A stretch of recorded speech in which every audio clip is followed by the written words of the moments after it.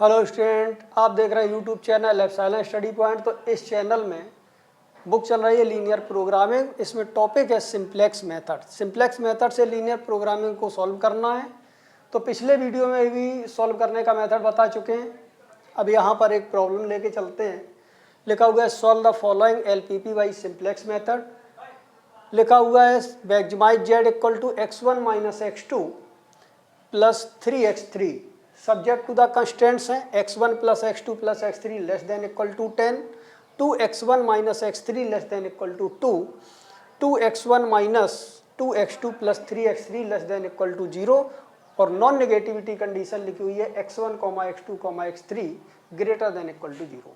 अब स्टूडेंट इसे simplex method से सॉल्व करना है। तो सिंप्लेक्स मेथड से सॉल्व करने से पहले हम इसको कन्वर्ट करते हैं स्टैंडर्ड फॉर्म में। तो स्टैंडर्ड फॉर्म में ऑब्जेक्टिव फंक्शन जो होता है z, ये मैक्सिमाइज में होना चाहिए। तो यहाँ पर स्टूडेंट पहले से ही मैक्सिमाइज में है, तो यहाँ पर स्टैंडर्ड फॉर्म और जो यहाँ पर सब्जेक्ट टू द कंस्टेंट्स दी होती हैं, इनका right hand side non negative होना चाहिए, यानी नेगेटिव का साइन ना हो। और इसके बाद अब हम इसको, जब ये नॉन नेगेटिव होगा, फिर हम इसको कन्वर्ट करेंगे इक्वेशन में। फिर इसको इक्वेशन में कन्वर्ट करने के बाद फिर बनाते हैं सिंप्लेक्स टेबल। तो देखते हैं स्टूडेंट, सबसे पहले स्टैंडर्ड फॉर्म में कन्वर्ट करते हैं। तो the standard form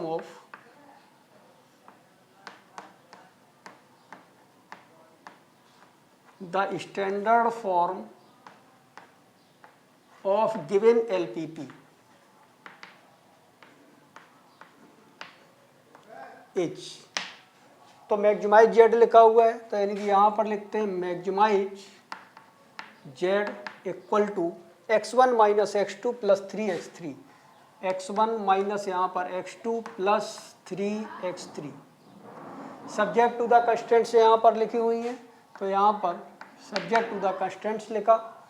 non negative है राइट हैंड साइड, तो इसका नॉन नेगेटिव पहले से। अब इनइक्वलिटी को इक्वेशन में कन्वर्ट करते हैं। तो लेस देन का साइन अगर लिखा हुआ है तो वेरिएबल ऐड किए जाते हैं। जो वेरिएबल ऐड करते हैं इनका नाम होता है सिलेक्ट वेरिएबल। और अगर ग्रेटर देन इक्वल टू का साइन यहाँ पर लगा हुआ है कहीं पर भी, तो उसमें हम सब्ट्रैक्ट करते हैं वेरिएबल को। उस वेरिएबल का नाम होता है सरप्लस वेरिएबल। तो स्टूडेंट यहाँ पर इक्वेशन में कन्वर्ट करने के लिए एक नया वेरिएबल यहाँ पर ऐड करेंगे। तो x1 प्लस x2, तो यानी कि यहाँ पर लिखते हैं x1 प्लस यहाँ पर आता है x2 प्लस x3। नए वेरिएबल को लिखते हैं x4 और इक्वल टू में यहाँ पर आता है 10। 2x1 माइनस x3, तो यानी कि यहाँ पर लिखते हैं 2x1 माइनस का x3। फिर इसमें भी एक नए वेरिएबल को ऐड करेंगे क्योंकि लेस देन का साइन है। वेरिएबल का नाम लिखते हैं x5 और इक्वल टू में यहाँ पर आता है 2।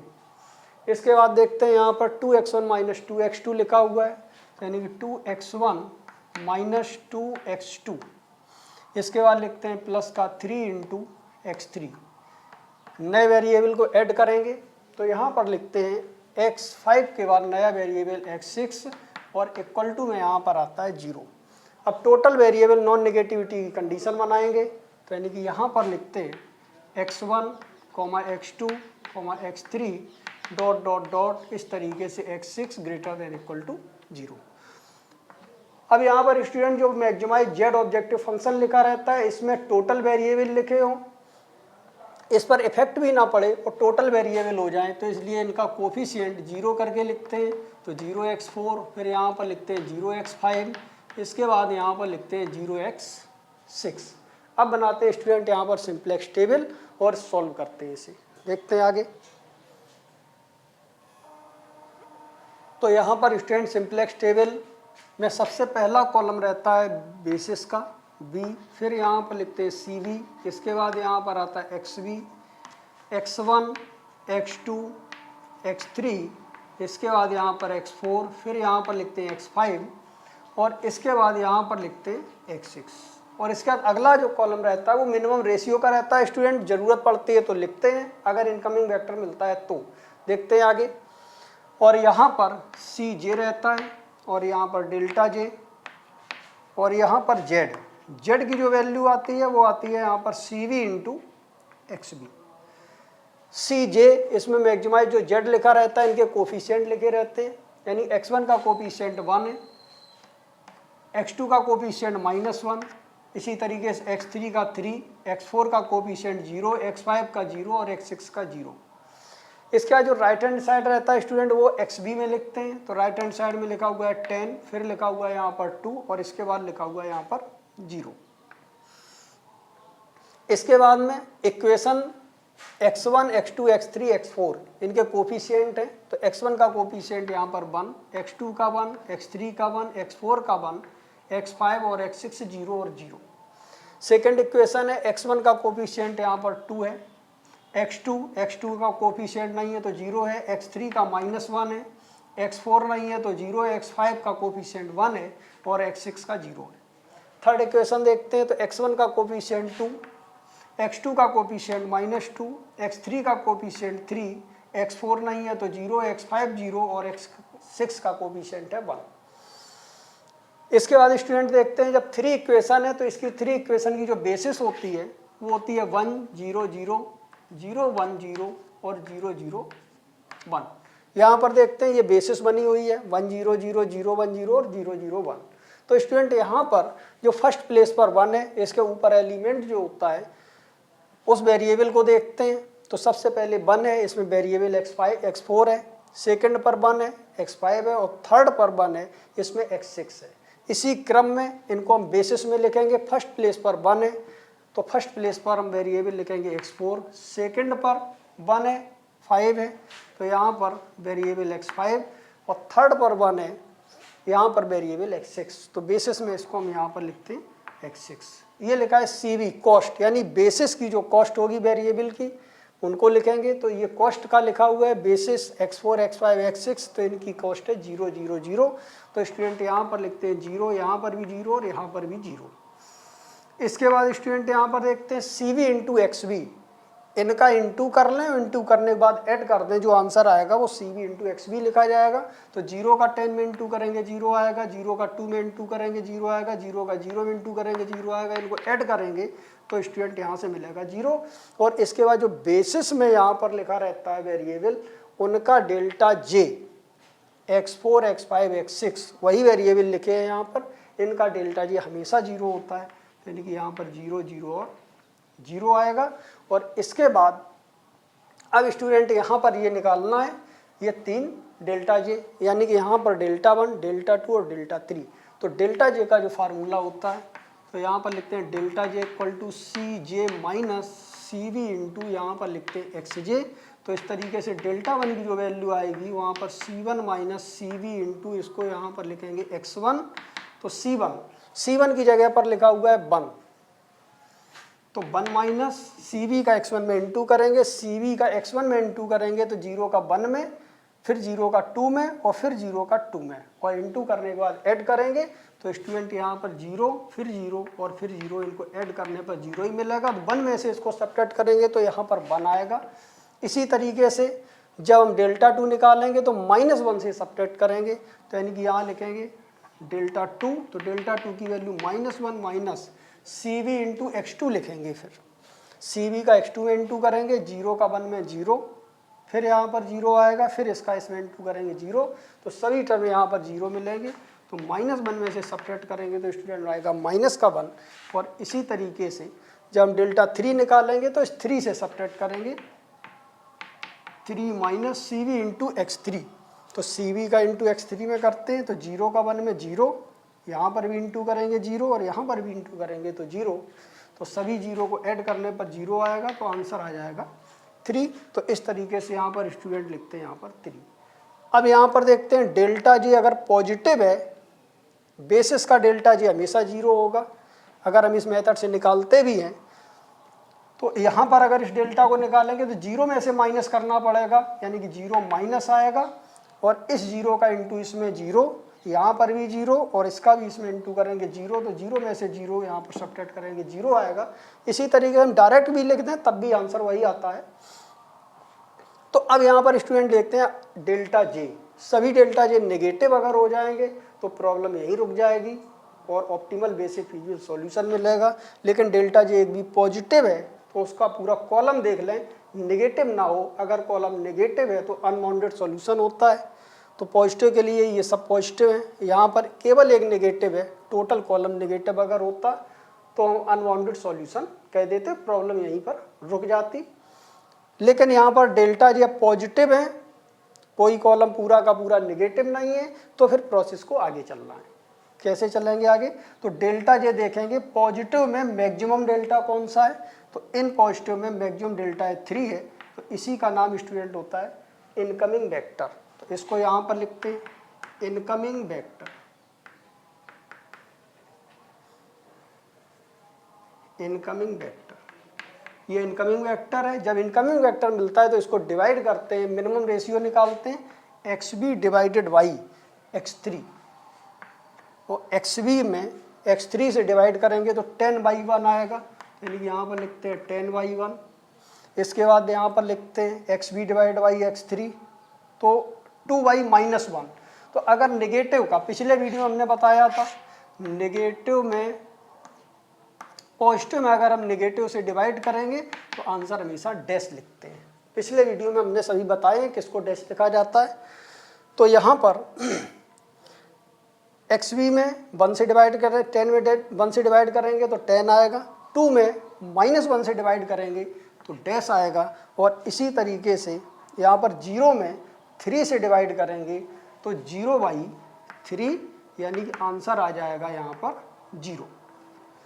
और हमने बताया था 0 में अगर नेगेटिव से डिवाइड करेंगे तो फिर हम डैश लिखते हैं, लेकिन यहाँ पर 0 में पॉजिटिव से डिवाइड है तो 0 आएगा।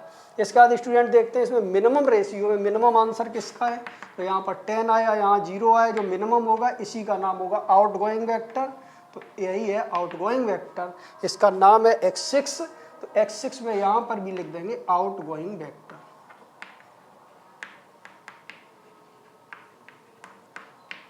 आउटगोइंग वेक्टर यहाँ पर लिखा, और इनकमिंग और आउटगोइंग का जो पॉइंट ऑफ इंटरसेक्शन होता है उसको हम यहाँ पर लिखते हैं कि एलिमेंट, ये आउटगोइंग और इनकमिंग इसका पॉइंट ऑफ इंटरसेक्शन है। अब हम यहाँ पर नेक्स्ट टेबल बनाते हैं।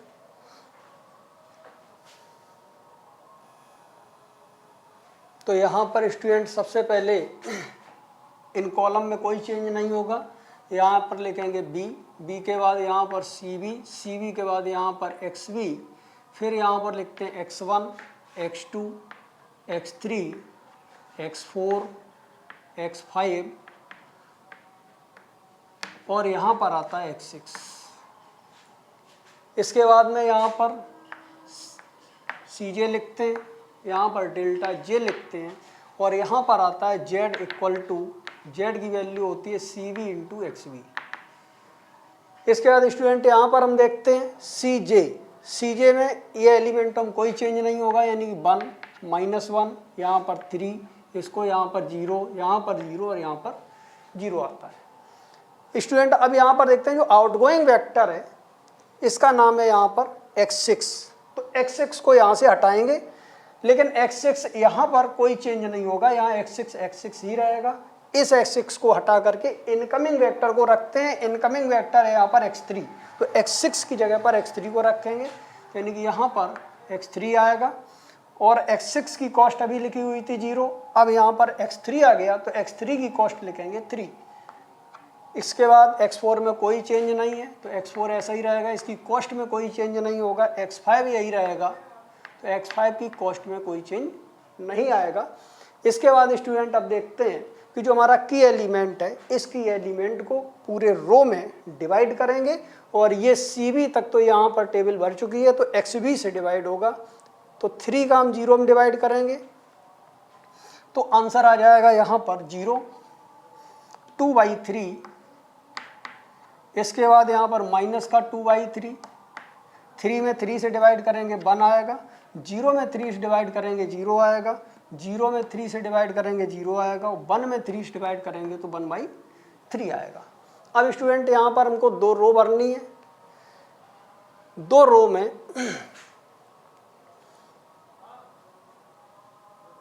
यहाँ पर एक सेकंड आगे देखते।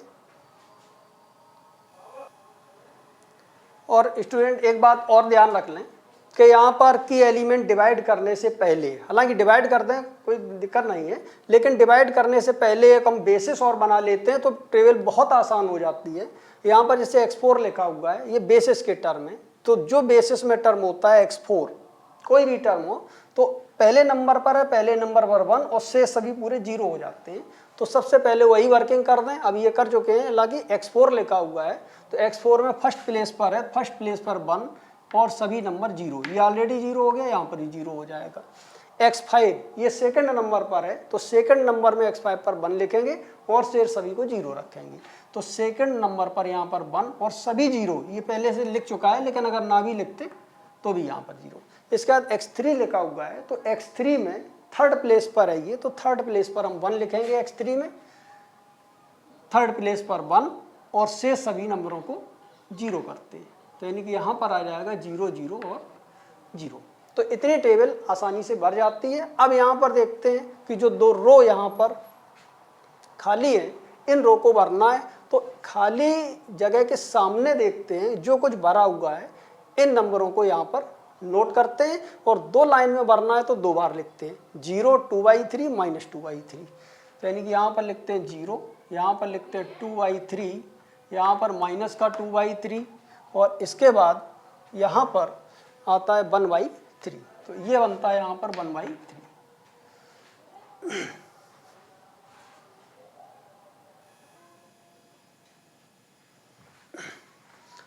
तो यहाँ पर स्टूडेंट फिर यहाँ पर लिखते हैं 0, फिर यहाँ पर 2/3 माइनस का 2/3 और यहाँ पर आता है 1/3। अब यहाँ पर देखते हैं कि 2 रो में भरना है, तो जो खाली प्लेसेस हैं, इन खाली प्लेसेस पर ओल्ड टेबल में क्या भरा हुआ है इसको देखते हैं। तो ओल्ड टेबल में यहाँ पर इससे जो पहले वाली टेबल है XB, तो XB में यहाँ पर भरा हुआ है 10, फिर यहाँ पर लिखा है 1, 10 1 और 1, तो यानी कि यहाँ पर लिखते हैं 10 1 और 1। इसके बाद स्टूडेंट यहाँ पर लिखा हुआ है X6 में 0, तो यहाँ पर आता है 0। इसके बाद सेकंड रो में देखते हैं ओल्ड टेबल में XB की जगह यहाँ पर लिखा है 2, फिर 2 और फिर यहाँ लिखा है 0, 2 2 0, तो यानी कि यहाँ पर लिखते हैं 2 2 और 0। इसके बाद यहाँ पर X6 में सेकंड रो में लिखा हुआ है, X6 में सेकंड रो में लिखा है 0। इसके बाद यहाँ पर देखते हैं जब हम फर्स्ट रो में यहाँ पर भरेंगे, तो यहाँ पर ओल्ड टेबल में की एलिमेंट है, इसमें फर्स्ट रो में देखते हैं इसके सामने जो एलिमेंट लिखा है इसका साइन चेंज करके इसमें इंटू करते हैं, तो -1, यहाँ पर ही -1, इसमें भी स्टूडेंट -1 का इंटू करते हैं और यहाँ पर ही -1 का इंटू करते हैं। और जब हम यहाँ पर सेकंड रो में भरेंगे तो की एलिमेंट के ऊपर देखते हैं सेकंड रो, इसका जो एलिमेंट है इसका साइन चेंज करते हैं और इन नंबरों में इंटू करते हैं, तो 1, यहाँ पर ही 1, यहाँ पर ही 1 और यहाँ पर भी 1 आता है।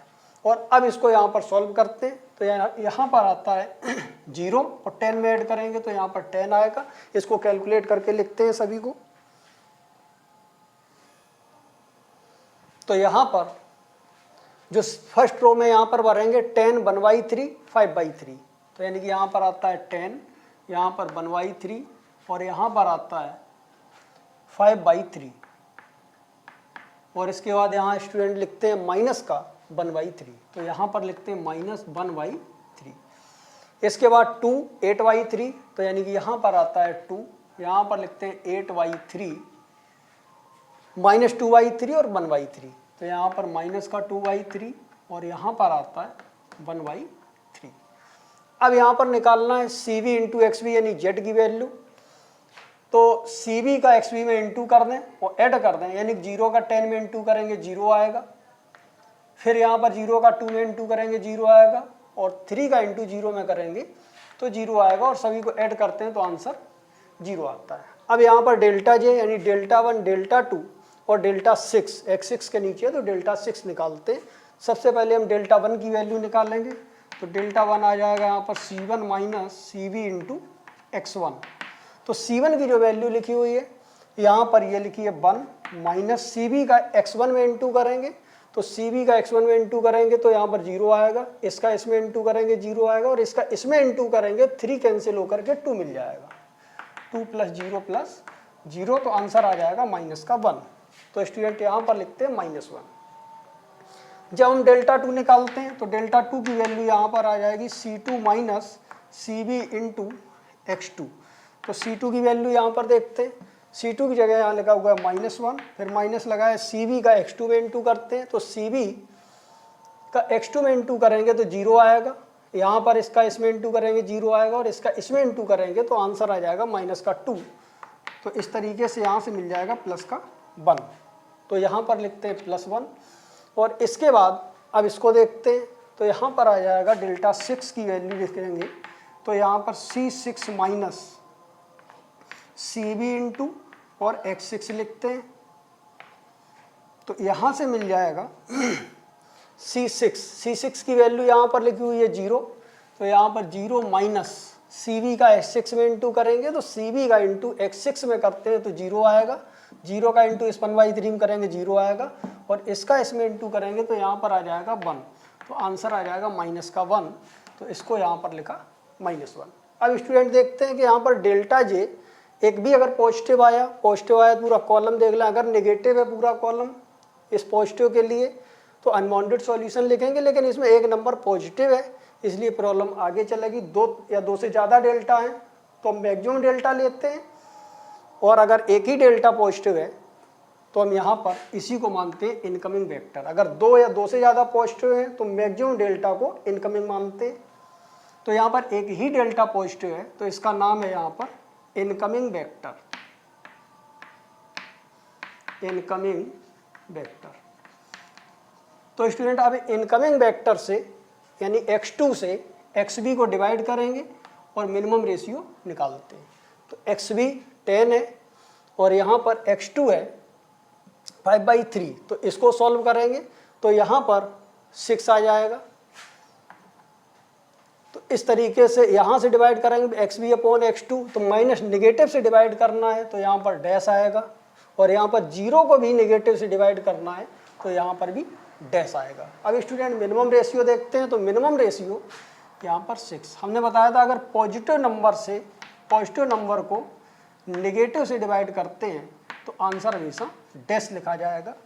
तो इस तरीके से यहाँ पर पॉजिटिव xb में 10 है और यहाँ पर इससे डिवाइड करेंगे तो आ जाएगा 6, और 2 को डिवाइड करेंगे नेगेटिव से तो डैश, और 0 को डिवाइड करेंगे नेगेटिव से तो डैश। अब इनकमिंग और आउटगोइंग का जो पॉइंट ऑफ इंटरसेक्शन है उसको यहाँ पर मानते हैं की एलिमेंट, और एक नई टेबल बनाते हैं थर्ड टेबल। तो अब यहाँ पर इन कॉलम में कोई चेंज नहीं होगा, और इसमें इस टेबल में जो आउटगोइंग वेक्टर ये वाला था यहाँ पर फर्स्ट रो आउटगोइंग वेक्टर यानी x4, इसको यहाँ पर ही मेंशन कर देते हैं, और यहाँ से x4 को नहीं हटाएंगे, केवल ये वाला x4 हटेगा और इनकमिंग वेक्टर को लिखेंगे यहाँ पर x2 को। तो देखते हैं यहाँ पर बेसिस लिखते हैं b, यहाँ पर आता है cb xb, फिर यहाँ पर लिखते हैं x1 के बाद यहाँ पर लिखते हैं x2, फिर इसको यहाँ पर x3 x4 x5 और यहाँ पर x6 आता है। इसके बाद यहाँ पर cj लिखते हैं, cj में यहाँ पर 1 - 1 यानी 1 - 1 3 0 0 और 0, इसमें कोई चेंज नहीं होगा। इसके बाद आउटगोइंग वेक्टर लिखा हुआ है x4 की जगह पर इनकमिंग वेक्टर को लिखते हैं x2 को, तो यानी कि यहाँ पर स्टूडेंट आता है x2 अभी x4 लिखा था तो x4 की कॉस्ट लिखी थी 0, अब x2 आ गया है तो x2 की कॉस्ट लिखते हैं, लिखी हुई है -1, तो यहाँ पर -1 लिखते हैं। इसके बाद x5 यहाँ पर लिखा हुआ है, कोई चेंज नहीं है तो इसकी कॉस्ट में भी कोई चेंज नहीं होगा। इसके बाद x3 लिखा हुआ है तो x3 की कॉस्ट में भी कोई चेंज नहीं होगा। इसके बाद x2 यहाँ पर फर्स्ट प्लेस पर लिखा है तो फर्स्ट प्लेस पर इसमें यहाँ पर 1 लिखेंगे और शेष सभी नंबरों को यहाँ पर 0 लिखेंगे। इसके बाद x5 है सेकंड प्लेस पर, तो सेकंड प्लेस पर 1 लिखना है, शेष सभी नंबरों को 0 लिखना है। इसका x3 थर्ड प्लेस पर लिखा हुआ है, तो थर्ड प्लेस पर x3 में 1 और शेष नंबरों को 0 लिखते हैं। इसके बाद स्टूडेंट देखते हैं जो की एलिमेंट होता है, इस की एलिमेंट से फर्स्ट रो को हम डिवाइड करेंगे, XV से स्टार्ट होगा, तो यानी कि यहाँ पर 5/3 से डिवाइड करते हैं, तो यानी कि यहाँ पर डिवाइड करेंगे तो यहाँ से आ जाएगा 6, यहाँ पर 5/3 से डिवाइड करेंगे तो 1/5 आएगा, यहाँ पर 5/3 से डिवाइड करेंगे 1 आएगा, यहाँ डिवाइड करेंगे 0 आएगा, यहाँ डिवाइड करेंगे तो 3/5 आएगा, और यहाँ पर डिवाइड करेंगे 0 आएगा, और इसमें डिवाइड करेंगे तो माइनस का 1/5 आएगा। और अब स्टूडेंट देखते हैं जो खाली प्लेसेस हैं यहाँ पर, इन खाली प्लेसेस को भरना है, लेकिन यहाँ पर 2 खाली प्लेसेस हैं 2 रो में, तो इनके सामने जो भरा हुआ है इनको यहाँ पर 2 बार मेंशन करेंगे क्योंकि 2 रो को भरना है। 6 1/5, तो यहाँ पर लिखते हैं 6, यहाँ पर आता है 1/5, 6 1/5, और 3/5 माइनस 1/5, यहाँ पर लिखते हैं 3/5, और यहाँ पर आता है माइनस का 1/5। इसको यहाँ पर 2 बार लिखना है, तो यहाँ पर लिखते हैं 6 1/5, 3/5, और यहाँ पर माइनस का 1/5।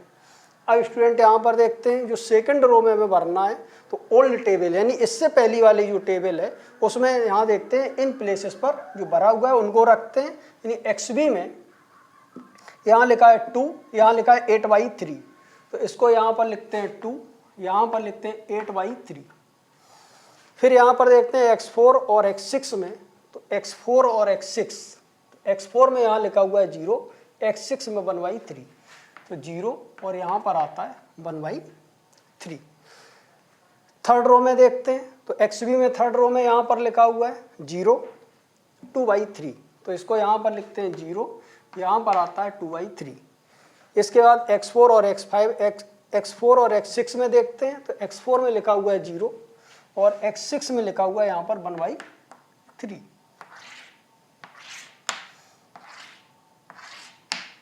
अब यहाँ पर जो की एलिमेंट है हमें सेकंड और थर्ड रो में यहाँ पर भरना है, तो इस की एलिमेंट के नीचे सेकंड रो में जो नंबर है इस नंबर का साइन चेंज करके इसमें इंटू करते हैं, तो यहाँ पर लिखा है -2/3, तो +2/3 का इंटू करेंगे, यहाँ पर भी 2/3 का इंटू करेंगे, इसमें भी यहाँ पर +2/3 का इंटू करेंगे, और यहाँ पर भी 2/3 का इंटू करते हैं।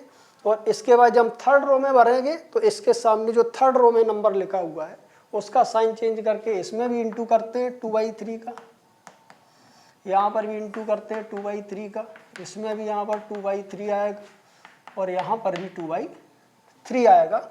अब इनको यहाँ पर सॉल्व करके लिखते हैं।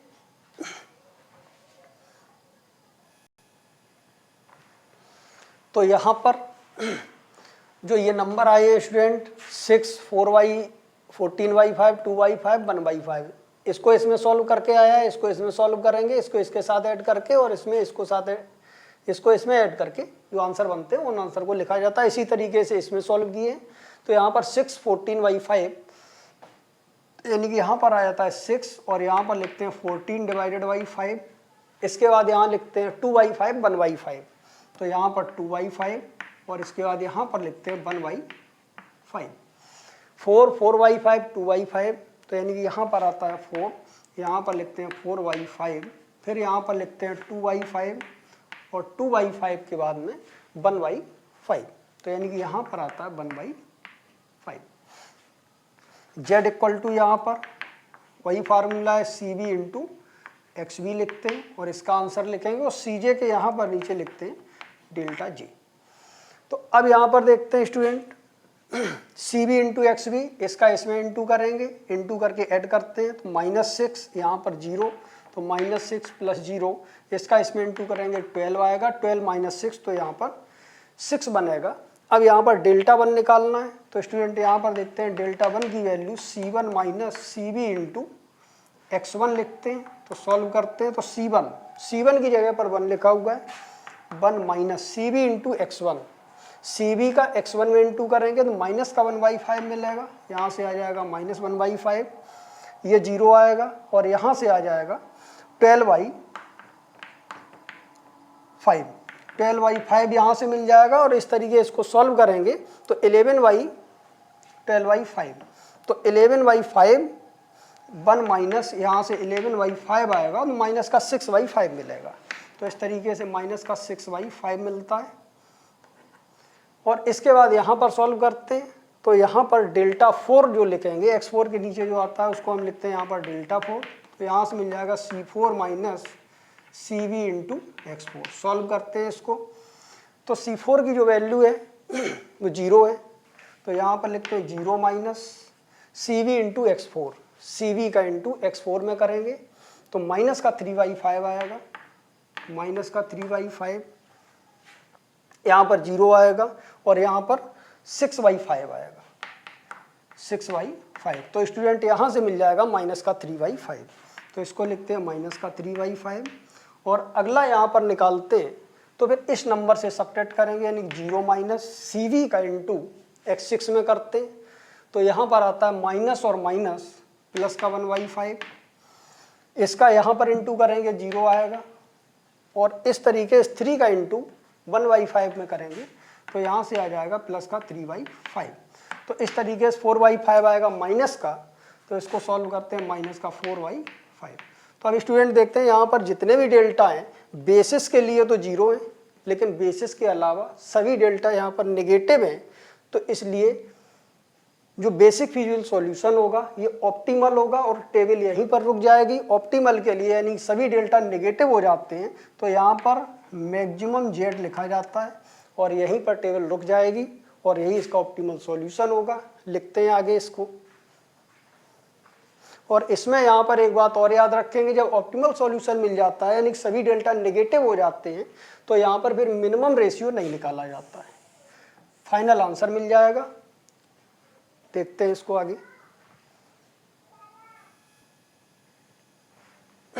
तो यहाँ पर लिखते हैं since all delta j less than equal to 0 यानी कि जो बेसिस वाले हैं डेल्टा वो सभी 0 हैं और नॉन बेसिस वाले हैं वो सभी नेगेटिव हैं।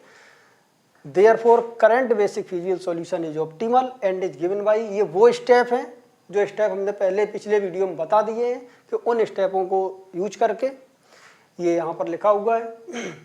तो इसका आंसर जो होगा, जो गिवन प्रॉब्लम थी उस गिवन प्रॉब्लम में x1 x2 x3 3 वेरिएबल्स थे तो 3 वेरिएबल की वैल्यू निकालनी थी और ऑब्जेक्टिव फंक्शन यानी मैक्सिमाइज जेड निकालना था।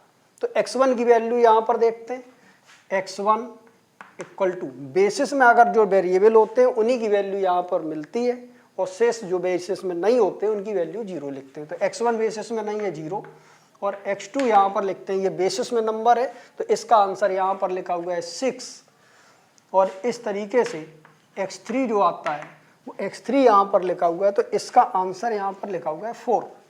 तो x3 इक्वल टू 4 और ऑब्जेक्टिव फंक्शन मैक्सिमाइज जेड होता है तो स्टूडेंट यहाँ पर मैक्सिमाइज जेड की वैल्यू लिखी हुई है 6। तो ये इस प्रॉब्लम का आंसर है, 6 आ गया। तो आज इस वीडियो में यहीं तक। सभी स्टूडेंट अगले वीडियो में यहाँ पर हम मिलते हैं एक नई प्रॉब्लम के साथ। स्टूडेंट बहुत इंटरेस्टेड प्रॉब्लम होगी, बहुत कुछ उसमें सीखने के लिए मिलेगा। तो सभी स्टूडेंटों को अगर ये प्रॉब्लम समझ में आई हो तो स्टूडेंट इस वीडियो को लाइक कर दें, शेयर कर दें और सब्सक्राइब कर दें ताकि हमारे आने वाले हर वीडियो की नोटिफिकेशन सभी स्टूडेंटों को मिल सके। That's all.